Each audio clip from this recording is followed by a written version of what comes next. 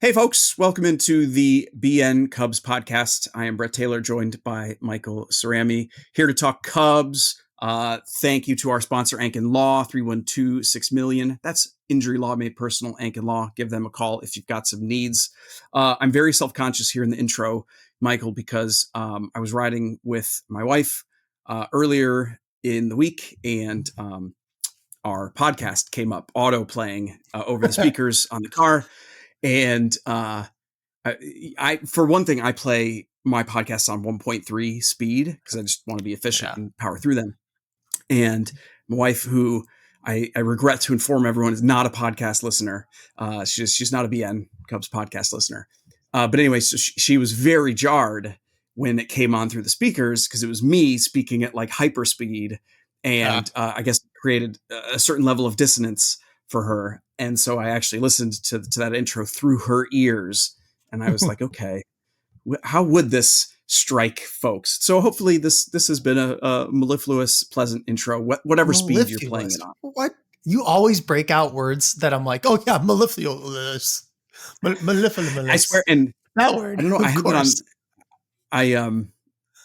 I don't do that on purpose. I swear I'm not like trying. It's very natural. You couldn't, unless you had a word of the day calendar. But now you got me thinking. So you listen on 1.3 speed, which is, I do that too. But what is something in real life that would get you talking at 1.3 speed? Like what is like your topic where you're just 1.3 speeding because you're so excited to talk about it? Is that like Lost? Well, it's funny. Well, what if it's Cubs? And so I'm actually listening on like 1.8 speed because I'm speaking on this podcast at hyperspeed. Yeah, you get me on the right TV show. I can get cooking on that. Yeah. Or Spaced. Quantum physics. What? Oh, Space. I think you meant the TV show Spaced. And I was like, oh, okay. That's a weird, specifically a weird one. All right. We're here to talk. And Michael, you had some stuff you wanted to kick this off. Yeah, no, I just wanted to talk. I wanted to make sure we talked about this, and I didn't know if it was going to come up naturally. Like, I'm sure we would have touched on it, but I want to come at it from a certain angle. So obviously the sort of fun thing lately is that PCA and Seiya Suzuki are battling for RBI lead in baseball right now. Right. And I think Devers is right there at 50. Also, there's only 3 guys above 50. Seiya's leading at 51. And I saw that, last night in the enhanced box score, you called them the RBI brothers. And then MLB tweeted about them. And it's just like become this little mini race thing. And I'm not interested in having like the RBI importance discussion. That's not the point of this at all. We all know where each other lands on that, at least. I want to know what you think about, are you getting as much extra out of it as I am?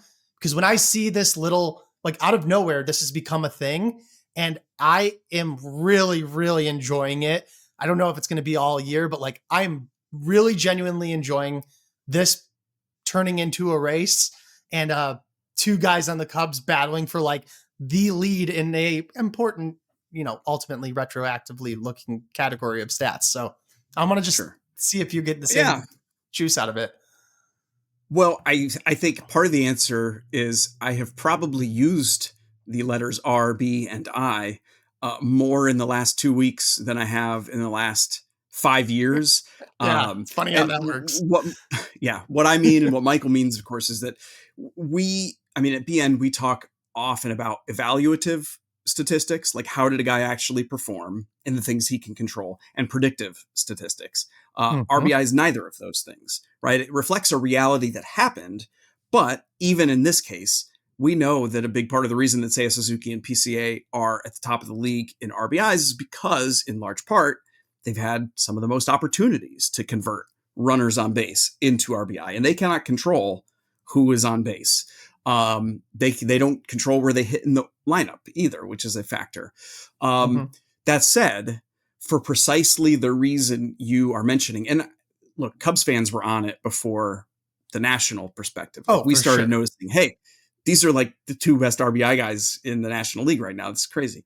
But it does hearten me to see those little things pop up nationally where the Cubs are being used as a driver of positive attention for baseball.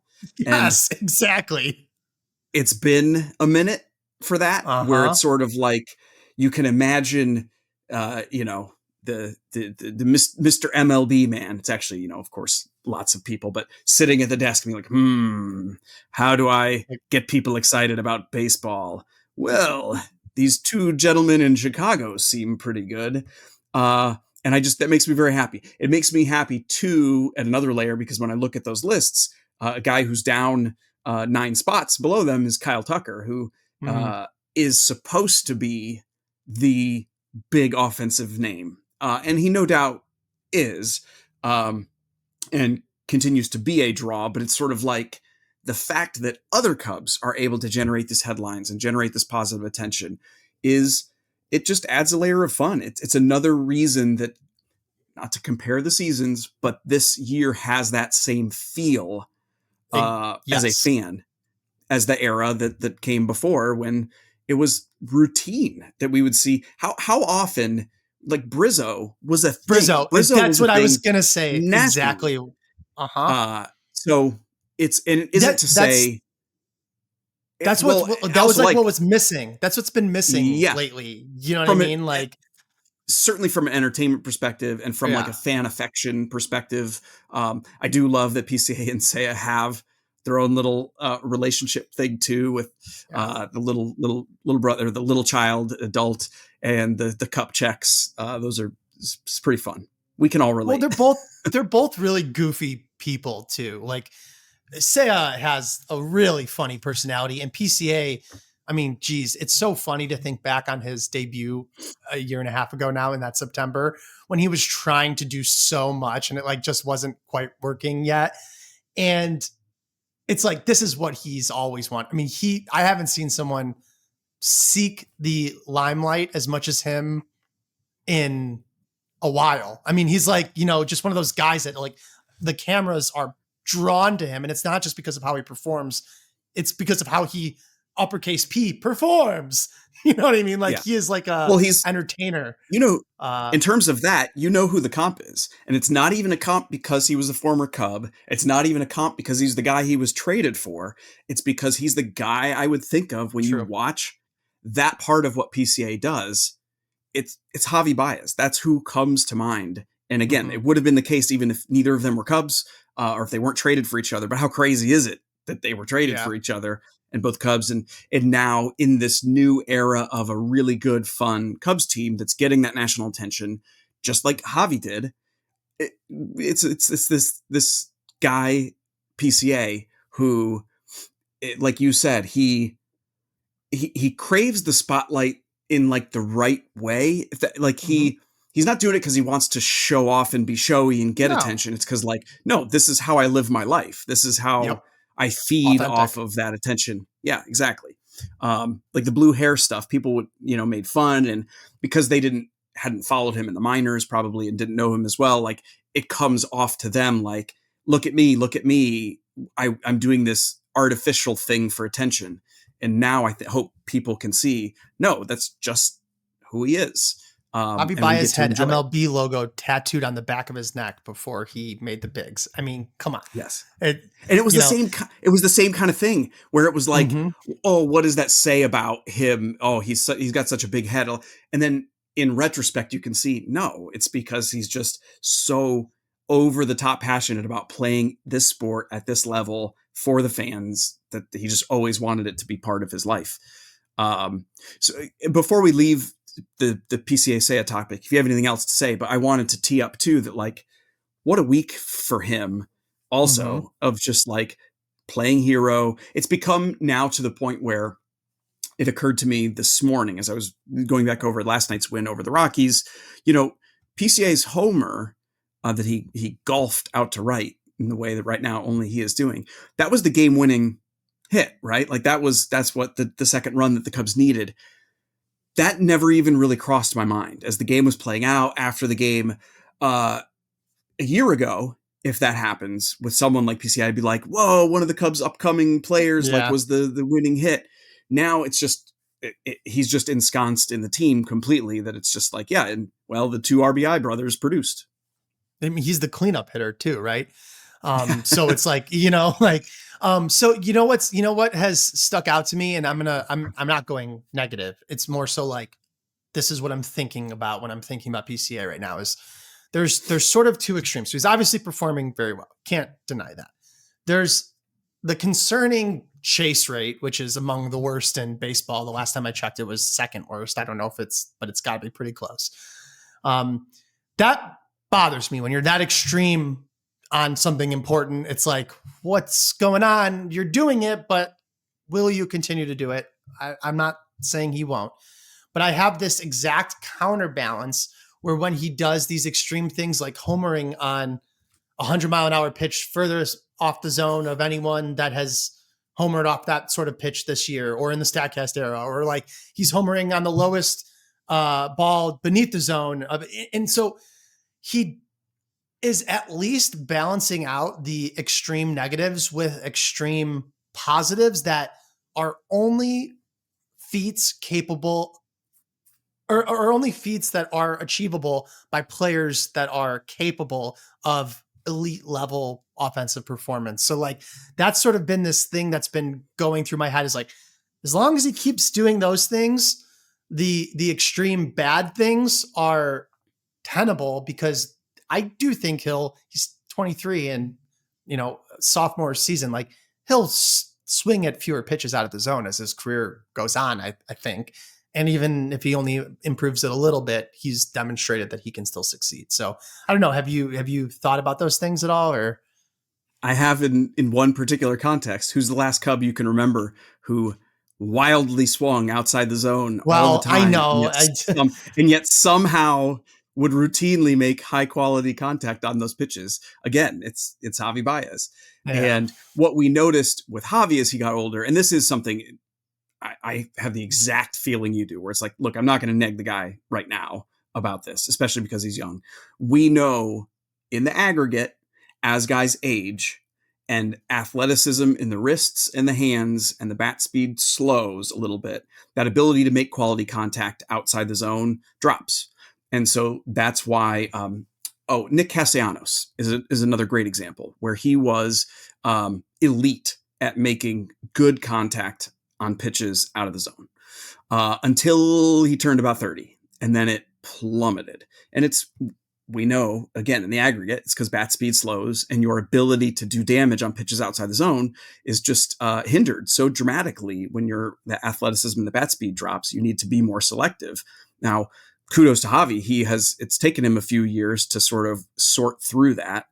What happened to him is he became this like super high contact guy, but he wasn't making any quality contact. And, we know why. And so he's improved on that. I'd be curious. I see your eyes. It's so funny. I'm like, I wonder if he's looking at Javi's chase rate to see if he's adjusted his chase rate. I'm thinking that might be an article though later.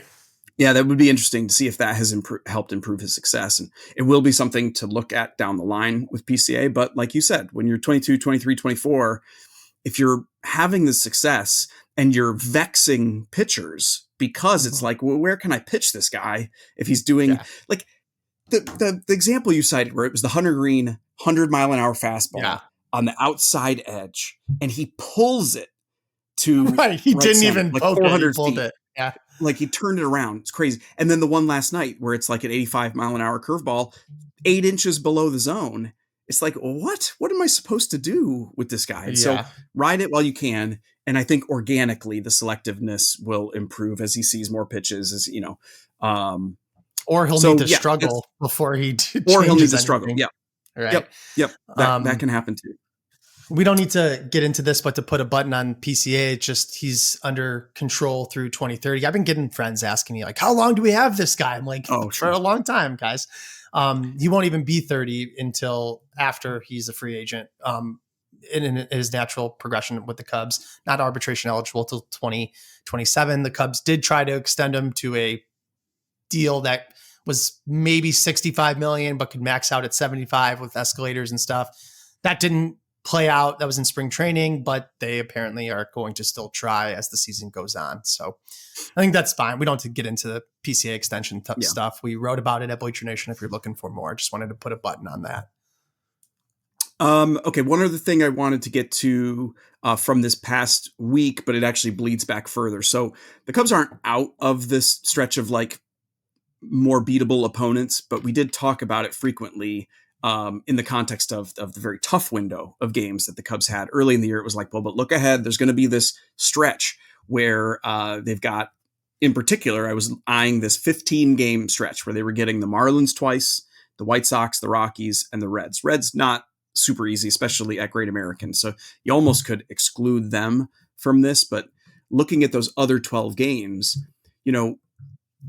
I want to be fair to the Cubs to note that when you talk about the very tough stretches, you say, look, they can play 500 ball through this like very hard, that's great, right? They did better than that. That's amazing. But then you get a stretch like this where these 12 games against the Marlins, 6 of them, and the White Sox and the Rockies, some of the worst teams in baseball that are getting beat by everybody.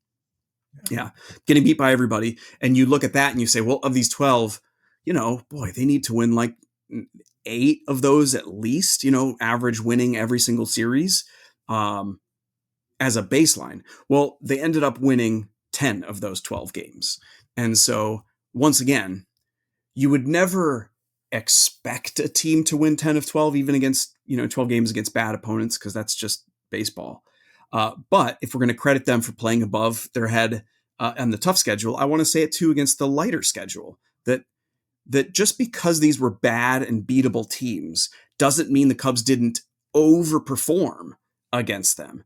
And so I want to make sure we say, hey, kudos. You didn't just win the games at a clip that you were supposed to do against these bad teams. You did even better. And so banking those wins could be huge going forward. I mean, you could call it 12 of 15 going Marlins, White Sox, Marlins, Reds, Rockies. Sure. I'm excluding the Reds only because Reds at Great American is actually more like I gotcha. I follow you. Tough matchup. So yes, believe me, I'll credit the Cubs for taking 2 of 3 there. Yeah. But this is just more about overperforming against bad opponents. Which is funny, by the way, as an irony that you see annually, there are teams that have a very good record. And then people look at their record against above 500 teams and below, and they're like, they're just beating up on a bunch of cupcakes. They're barely even 500 against the good teams. And it's like, yo, that's what a good baseball team's record always looks like. And so far this year, the Cubs are actually doing very well against the good teams. So that's true. And even though I know the counter argument to what I'm going to say, this also strikes me very often. It's like those teams are bad in part because the team you're talking about is good. And it's kind of like, man, the Cubs have faced so many tough pitchers lately. It's like, so the other players are better. Yeah. That's what the sport is.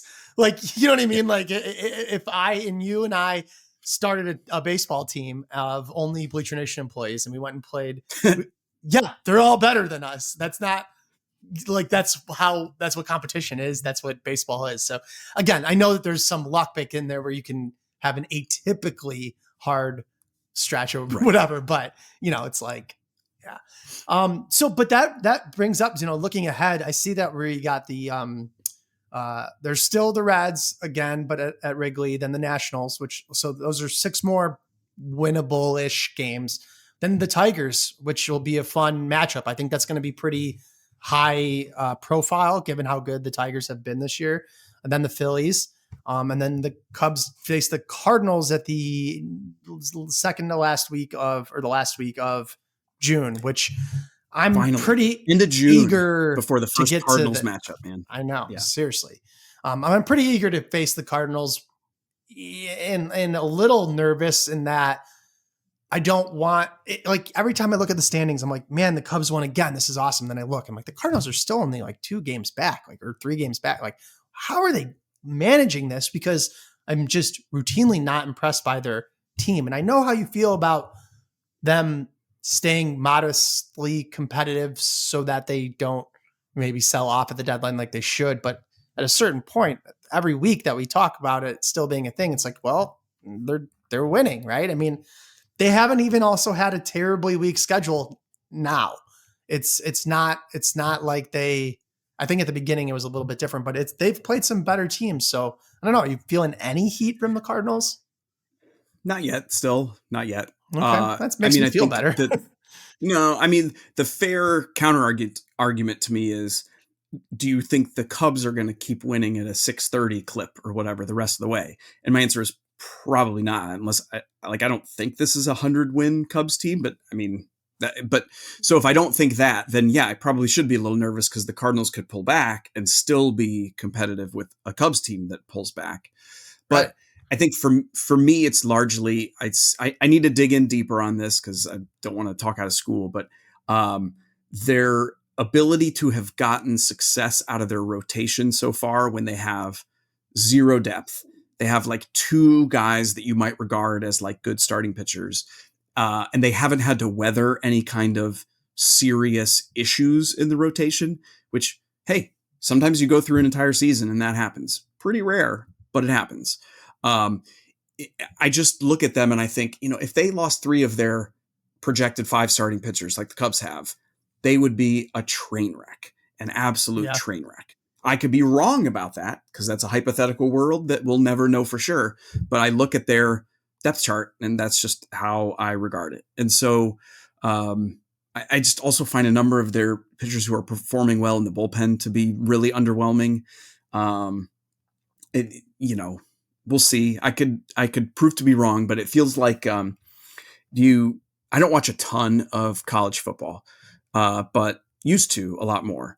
And I would notice often you'd have, a mid-major, not a great team playing a monster like Ohio State and playing them relatively tight in the first half. It's 14-7 at the half. And then that game ends up being 60-7. And a large part of that is because, it's halftime adjustments and stuff, but it's because the second and third and fourth string players at the monster school are just so dramatically better than the second and third string. And so as you get that attrition through a football game, guys get dinged, they gotta go off to the side. It gets really exposed and it becomes exponential. Not a perfect parallel to what I'm thinking with the Cardinals, but I do think they have the potential to fall off far more rapidly than the Cubs do if they get struck by the this or that. Like the Cubs have already gotten struck by the if this or that in a lot of areas. And, I actually, can we use that? Can I use that as one of the last things I wanted to talk about? So, obviously the biggest area where the Cubs have been hit by injuries is the rotation, an area that at the front of it, we already had concerns, or concern's probably the wrong word. We wanted the Cubs to do more at the front of the rotation this offseason than they did, but they had tremendously strong depth. Okay. They went 10 deep in guys that you look at and you say, okay, that could be a capable big league starter. Almost no team in baseball has literally 10 guys that you're like, yeah, that could be a starter. And they've needed it. Now, here's what's happened since then is, 3 of them have gone down. 2 for very long term. You almost have to Justin Steele, we know, is out for the year. Javier Assad will come back probably, but you almost mentally have to regard him as who knows not in the mix.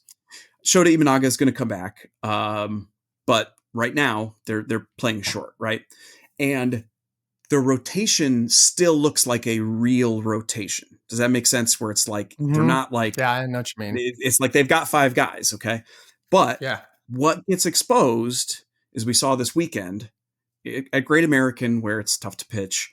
Colin Ray, not his best start. Ben Brown, pretty ugly start.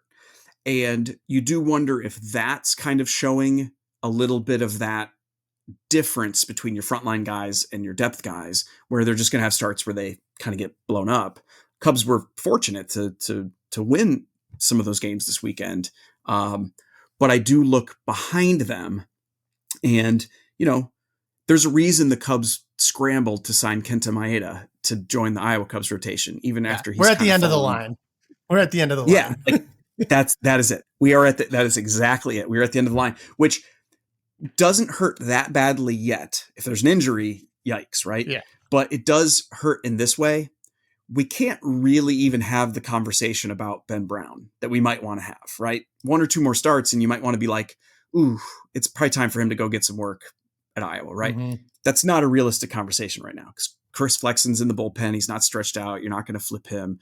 At Iowa, they're just really isn't anyone that you're Wicks, but going to. he got hurt and doesn't look good. So Yeah, right. Wicks just got put on the IL with an injury, and he'd been sort of clearly working through some things. Kenta Maeda is really an emergency guy. They signed a guy out of Mexico, Tommy Romero, I believe is his name. But like the fact that I'm even saying that out loud, should address some of this. So to that, all I'm saying is Ben Brown has an opportunity here, right, to work through some struggles that on a competitive team he might not have that opportunity. So maybe that'll benefit him and the Cubs.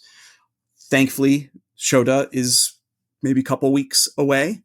And then, you'd hope from there, Javier Assad, he's much further away, but he's throwing now. And, you might be looking, Cubs are hopeful pre-All-Star break. But certainly in the aggregate, this conversation's not going away. And I think we know that second half of July, I think we know what we'll be talking about a lot. Yeah. And that's which starting pitchers are available. Yep. And all of that, just to underscore everything, I'm not going to hammer these points, but our Addison, our producer, just distracted me with a PCA for Skeens who says no. And it was like, I don't even want to get into that conversation. No. But and all of that though is and Cade Horton is starting right now. That's how, you know what I mean? Yes. We're talking about Ben Brown Yeah. Can I put a finer point on what I think you're saying? Yeah. When we talked in spring training about when Cade Horton might emerge, it wasn't like we were talking about when might they absolutely positively have to have Cade Horton in the rotation because they have no other choice. Exactly. It was when might he emerge, but it's not that. It's he has to lock down that rotation spot right now. And he has, thankfully. I mean, we were like, how are they going to fit Cade Horton in? He's going to have to bump someone out. No. Yeah. And again, I mean, outside of Matthew Boyd, J-Mo's looked good. He goes through those homer spells. Mostly really good. Yeah. Yep. Yeah. But it's you're like, dude, there's 8 homers in 2.5 games. What the hell? But he was pretty pumped up. Did you catch JD getting absolutely jacked up for him at the end of his last start when he got that strikeout? Yeah. I mean, it was uncharacteristic yelp from Jameson, and I think JD very was just uncharacteristic. JD. Yeah, I very uncharacteristic from JD. I loved it. So yeah, I mean, in July they're gonna. I mean, if I was any team in baseball with a starter and a losing record, I'm scouring the Cubs system right now because I mean, Jed's hands are absolutely tied. Absolutely, positively cannot afford to not add a starter. And you just hope that he either adds a cheap rental who's really good and whatever, or someone who, you could pay more, but he's got another year of control and you easily see him in your rotation in the future. Those are the solutions that are attractive to me. Spot on. Agreed. All right. I'm not interested in them messing around with trying to add a pre-arb controlled guy, do this monster no, get me a veteran rental who's going to come right in and do his thing, or get me someone like Pablo Lopez who is established, has some more control, but the Twins, they need, I think they're super hot though. So maybe him, but but you get the point. I'm game ready if you're game ready. Yeah, let's do it. Okay. So this week's game, we need a game sound, like a ding, ding, ding, ding. It's time for this week's game. Is brought to you by Feldco. There you go. I'm going to, keep going. Oh, this is the music that plays over the, right, you start and I'll start reading. Ad spot. Yeah. Feldco, the home renewal experts. Bleacher Nation is proud to partner with Feldco for almost 50 years. Feldco's been transforming Chicagoland homes. No spinning doors. Feldco's family owned and prides themselves. This is surprisingly hard. Delighting their customers. I'm going to read. Are they paying more for this ad spot, you think, or less? Yeah, I'm not sure. I might get this is valuable real estate, I think, now. Yeah. Now people are like, whoa, Feldco really gets these guys excited. I'll get an email one way or the other. With products made in the U.S. and designed specifically for the Midwest, Feldco offers the perfect balance of beauty and energy efficiency. Okay, this week's game is going to be a fun thing I see on social media a lot called it's like I don't know if it's called the draft, but you draft things back and forth. I follow this father and son. They're actually from this area, and they do drafts with dad, and I just absolutely love it. So the point is, Brett and I will go back and forth, drafting 5 things from this category. To give you an example, the game might be like fast food restaurants, and Brett might be like McDonald's for his first pick, and I'll take Taco Bell or whatever. We're going to do the Wrigley Field draft. So things about, at, within, that have to do with Wrigley Field. We each get 5 picks. Brett, you're going to be able to go first. And at the end, we'll match up sort of our teams and see who was better, whose team would win. And you got to be, a little creative. I have some sneaky ones that I might try to sneak in the later rounds. But there's some high profile number 1 picks in my opinion. So, we'll see who has what. I'll let you go first, Brett. Age before beauty. What's your first pick? The Wrigley Field draft. All right. So, in true draft form, it's like, I don't know if this would be my number 1, right? Like me personally, but it's one that it's like, if I've got the first pick, I need to take this one because I might not get a crack at it in the next round. And that's the Ivy at Wrigley Field. Ooh. When I think about Wrigley Field, sort of in that mental image that pops up, the first thing is like me looking at that outfield wall and seeing the beautiful Ivy through its stages of the year, turning in the fall. Like it's just, and it's completely and utterly unique to Wrigley Field. Like so many other things are, but that one just, it really touches the heart. Yeah, no, that was not my number 1, but I had it in my second slot and I was going to go for the Ivy. My number 1 pick, and I'm happy to take it, the Bleachers. Give me the Bleachers from the, nebulous community of the Bleachers and the literal Bleachers, the Bleachers. I'm taking the Bleachers at Wrigley Field, my number 1 pick in the Wrigley Field draft. I don't even think I need to explain it. That's my number 1 overall. It's a good call because that was my number 1 actual, but I thought I could risk leaving it. Okay, so let me then go with another thing. I like this because it's not just like picking a specific item or whatever. Okay, it's the idea of Wrigley Field being nestled right in the middle of a neighborhood. When you are walking around, even when I'm like not at a game and I can hear everything that's happening at the game, I know exactly, like if I know what state of the game is based on the crowd, I could be 3 blocks away and I know what happened. I love when you are walking up Clark and you've got buildings, and then you just step forward and it's like, boom. Oh, there's a ballpark right here in the middle of this neighborhood. It is unlike almost every other ballpark in Major League Baseball that are sort of in these, concrete islands.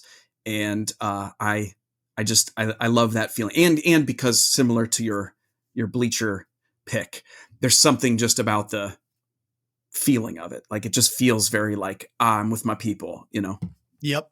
No, I totally get that. I think that was a great pick. And I have some things like that too. So you're right on track with, it doesn't have to be an exact item. However, my next pick, my second overall pick in the Wrigley Field 2025 draft is going to be an item, and it's the center field scoreboard. The manual scoreboard is, to me, as iconic as any single part of Wrigley Field. Pretty much in every picture, like I guess if there's a picture of the marquee, you might see the marquee, but like you show Wrigley, you're showing that center field scoreboard, the manual replacement of the score throughout the game, the games throughout the league, the flags on top. I mean, that is to me like quintessential Wrigley Field essence, right there with the Ivy, the center field scoreboard. Yep. That was on the list, of course. It's the scoreboard and the Ivy and the marquee are sort of like the iconic visuals of Wrigley Field. Speaking of, I don't know, I can't believe I'm getting this one in the 3rd round. Maybe it's not one of your favorite things, but speaking of things that we as Cubs fans are like, that is quintessential Cubs. Go Cubs go. man. I got to take that. That was on my list. Darn it. I got to take Go Cubs Go.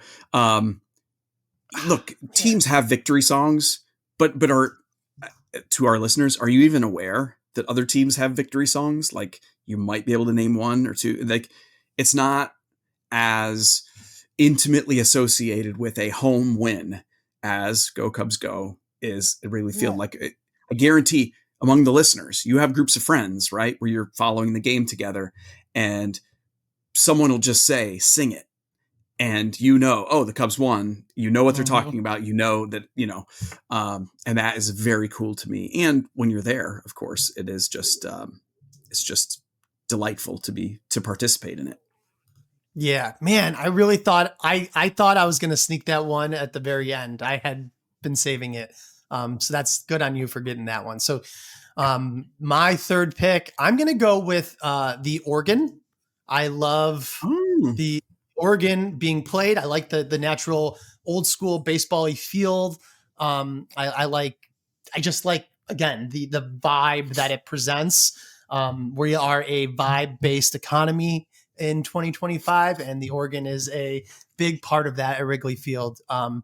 So that's going to be my third pick. Before we go for our last two, just to recap, you went Ivy, the Wrigley location, setting, neighborhood, and Go Cubs Go. I went the bleachers, the center field, scoreboard, and the organ. So we have two picks left each. What are you going for? Okay. I can't not do a food item. I can't leave this, but I want to cheat because, see, I know what my fifth pick is going to be, and I have two food things, and I might be like, and it's not a total cheat because I hit both of these places every time when I go in success. Like I go boom, boom. I think you have the same one as. Well, I'm cheating, so you're screwed. No. So it's combo visit to Do Right for donuts and to Cozy Noodle for dinner. Interesting. By the way, Chef T was the seventh inning stretch singer. I was like, what? I say hi I didn't to that know guy his name. I didn't know that was his name. I thought Cozy was same a affect of the noodles, Cozy Noodles, right. and okay. People call him Chef T. So that's I will always go get a dozen do right. And if you know Do Right Donuts, a dozen is an insane. These are not petite donuts, but I will put them away and then go get some Thai food. And honestly, this is a crazy pick. You're insane. That your fourth pick is a donut place that has only existed there for recently and Cozy Noodles. Well, because I used to go to Stan's, but that's not immediately next to Wrigley Field. That's you're gonna get. It's an important part. I'm going to get love for this, Michael. I'm going to get so much love because people. I think you just handed me the draft. I'm going to follow your lead though, and I'm going to just wait to my number 5. You're really going to blast me on number 5, but go ahead. Is it the ice cream hat upside down helmet? No, mine is. I'm gonna follow you so that this stays nice and close. In that it is a food thing. It is not a historic food thing at Wrigley Field, but I pretty much eat this every time I go to the bleachers. Give me hot dogs. I like hot dogs. They have those solid. It's just a nice alternative to the traditional foil hot dog, which is excellent at Wrigley Field. Like, don't get me wrong, but I just love getting hot dogs, and it's always right there. And they have different things every time. So I don't know. I enjoy that. And like I said, I had to. That wasn't the next one on my list, but after you went Do Right and Cozy, I thought I might try to mirror you a little bit. All right, your last pick. I know what my last pick is too, and I'm very happy about it. All right, so it is genuinely something that I love about Wrigley Field, but I am playing a little bit with, like, I don't know. I want to have some fun with this draft, so I have some other, like, more traditional things that I'm not going to pick. And so my last pick is the left field video board. And I'm picking it, one, because I genuinely love being able to see replays from there. I like some, not all, of the sort of between inning content and kind of those things, but like having that ability that we didn't used to have at Wrigley Field to like know, well, what's going on? Why is the ump walking over? Like there was a lot that we didn't get that I understand was also valuable to people. Like some people preferred, and I won't fight them, they preferred the sort of organic experience of like, well, we don't know. Sure. You're just watching it and that's all there is. But it was such a scandal when the Cubs were adding this video board. And I remember my perspective was, can we just wait and see, like, let's just see, let's see how they blend it in. Let's see how it feels. And to me, it has blended in perfectly. It has not taken anything away from my enjoyment at Wrigley Field.